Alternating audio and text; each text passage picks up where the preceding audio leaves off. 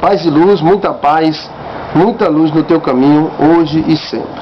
Vamos para a palestra Dinâmica dos Sonhos, Objetos e Lugares e Coisas Amaldiçoadas. Poderão objetos ficar amaldiçoados? Terrenos, terras, casas, prédios, sítios ou objetos de uso poderão ser objetos amaldiçoados, com fantasmas, com assombrações? Então, o que a Bíblia diz acerca das maldições? Existem maldições, lugares amaldiçoados, objetos amaldiçoados. Existem textos na Bíblia que falam desses lugares amaldiçoados.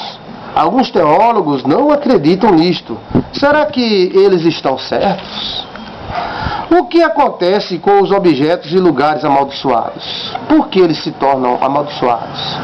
Eles poderão se tornarem limpos? Então, nessa sequência de palestra, você vai ver um assunto maravilhoso, uma conversa, um diálogo abençoado sobre este assunto de lugares, objetos e coisas amaldiçoadas. Então, a crença em fantasmas e lugares e coisas amaldiçoadas, assombradas, é uma crença que acompanha toda a humanidade desde que ela passou a existir. Esta crença existe entre todas as religiões da Terra, não somente o cristianismo, hinduísmo, islã, todos os cristãos da antiguidade e outras religiões de índios, aborígenes, dos lugares mais distantes que você puder imaginar, esta crença, ela existe. Vamos ver aqui no nosso livro Enigma dos Sonhos, que está na internet, totalmente grátis para você, no endereço enigmadossonhos.blogspot.com, ou você coloca no Google livro Enigma dos Sonhos, tudo junto, aparece o livro, só que você, desta forma, não entra no início, entra no meio. Clica lá no índice início e vai para o início. Então, vamos para a Bíblia.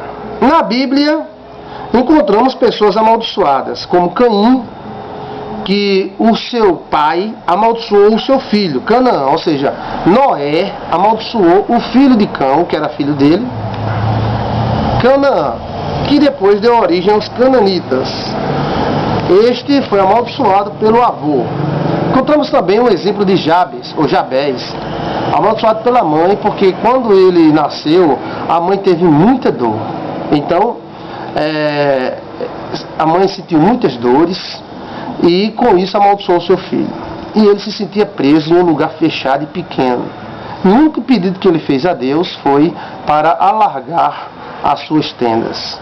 Encontramos Sodoma e Gomorra, que foram duas cidades que foram amaldiçoadas pelas suas próprias práticas.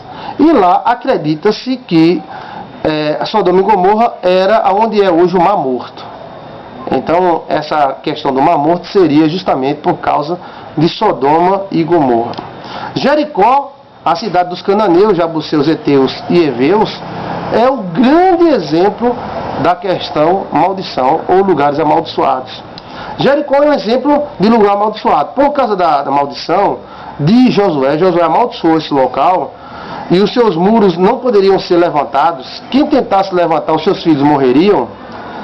Lá na frente, o rei Hiel tentou reerguer, no livro de 1 Reis, capítulo 16, versículo 34, reerguer os muros de Jericó. E quando ele começou a reerguer, eu acho que ele olhou e disse: é um desperdício muito grande. Eu vou levantar, eu sou israelense, sou judeu, Deus está comigo, eu vou levantar. Mas quando ele começou, o filho dele morreu. E quando ele continuou, colocou a porta em uma das portas do muro de Jericó, o outro também morreu. Aí ele parou. Jericó é talvez o maior exemplo bíblico de lugar amaldiçoado, de lugar perigoso e que existe isso mesmo. É como se fosse uma energia que permanece no local, independente do tempo e do espaço que ela tem. Então, Jericó já tinha se passado muito tempo e o rei pensou até que as palavras de Josué tinham passado pelo vento. Josué amaldiçoou Jericó no livro de Josué, capítulo 6, versículo 26. E ele tentou começar a sua obra, mas aquele lugar é amaldiçoado. Então, até hoje existe a Jericó Velha e a Jericó Nova. A Jericó Velha é um lugar amaldiçoado, que tem sinônimo de aparecerem espíritos e pessoas morrerem misteriosamente. Então, até hoje, essa cidade de Jericó tem essa fama, Jericó Velha. A Jericó Nova não, tem construções, prédios e tudo mais, mas Jericó Velha, as pessoas têm medo de construir lá por causa da maldição.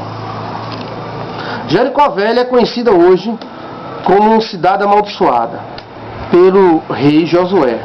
Josué capítulo 6, versículo 26. O rei de Israel, Hiel, não acreditava na maldição lançada por Josué e teimou em construir a cidade amaldiçoada. E seus filhos foram mortos pela maldição. Veja só que isso é sério. Então, uma casa pode ser amaldiçoada assim. Vamos ter aqui vários exemplos. Fique ligado aí nos vídeos. Vamos ter aqui vários exemplos e vários comentários sobre isso. Jericó é o primeiro e grande exemplo de lugar amaldiçoado. Eliseu amaldiçoou Geazi e ele ficou leproso. Então, independente das atitudes de Geazi, Eliseu amaldiçoou Geazi e ele ficou leproso na hora, mostrando que há poder nas palavras e há poder na questão da autoridade. Balaão, ele foi contratado para amaldiçoar o povo de Israel, mas Deus o advertiu, dizendo que o povo de Israel era um povo abençoado e que ele correria riscos em fazer isso. Está na Bíblia. Balaão foi contratado. E quando Balaão aceitou o contrato, ele foi caminho ao povo de Israel. Quando ele foi caminho ao povo de Israel, o anjo do Senhor ficou no meio da estrada para matá-lo.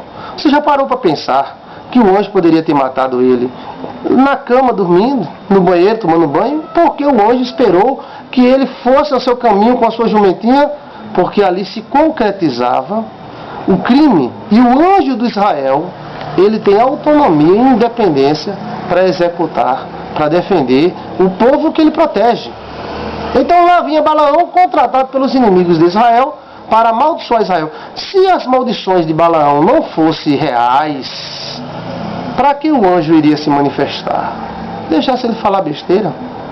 Mas o anjo disse não, porque o anjo sabia no poder das palavras, no poder que tem a palavra, o rema que sai da boca da gente. Então o anjo tentou matar Balaão por 2 vezes. E a jumenta livrou Balaão da morte do anjo, porque sabia que o anjo iria executar e possivelmente ela ia morrer também. Podemos afirmar que a bênção e a maldição agem independente de Deus. Isso aí é como se a bênção e a maldição fossem uma lei. E quando nós estamos na bênção, então provocamos a lei da bênção, da luz. Quando estamos provocando a lei da maldição, é uma lei. Então é independente de Deus, tanto a lei como a lei da bênção como a lei da maldição. Então a pessoa pode amaldiçoar independente de Deus, como fez Noé. Deus não mandou Noé amaldiçoar, mas amaldiçoou dele mesmo. Ou você acha que o Espírito Santo de Deus desceu em Noé e Noé amaldiçoou? Não, o Espírito Santo de Deus não serve para amaldiçoar. Ele não é das trevas, ele é da luz, ele serve para abençoar. Ele pode até deixar de abençoar, mas amaldiçoar ele não amaldiçoa. A própria pessoa segue a maldição ou a bênção. Vamos continuar nesse assunto interessante? Está interessante? Você vai ver muito mais aqui na Bíblia.